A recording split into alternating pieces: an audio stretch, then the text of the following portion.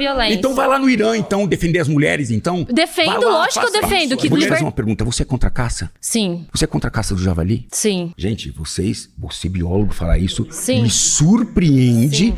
Já que o javali, vocês querem fazer o quê? Adote um javali? Vamos levar pra uma ONG? Quem criou Vamos o problema? criar emprego na ONG? Quem criou o problema do javali? Não. Quem criou o problema Não foi do no nosso javali? país, já veio da Uruguai e da Argentina. Tá, mas problema. foi pela... Mas nós temos que resolver, não importa. Violência não é uma solução ética, Mas Richard. eu não sei o que você está falando. Mas então, nós não devemos matar o javali, devemos tomar conta. Eu acho que tem métodos, E o problema ambiental, controle como reprodutivo, fica? barreiras Não tem como fazer isso, ecológicas, a gente prevenção, não, não Você está falando extermínio. algo que você não tem ideia. Você não tem ideia do tamanho do buraco. Você está falando algo que você não tem a mínima ideia do que você está falando. Isso é menino. tudo Não criação tem, comercial. Você não tem ideia do que você está falando. Não é criação comercial. Esse amor todo, eu respeito... Mas você não vai resolver problema nenhum. Você não Mas tem a gente vai proposta despertar concreta. empatia. Nem que empatia. O javali tem que ser morto. Ele não tem que estar aqui. É isso. Sinto muito pra vocês. Eu sou contra a Vocês violência. são sonhadores. Eu sou contra...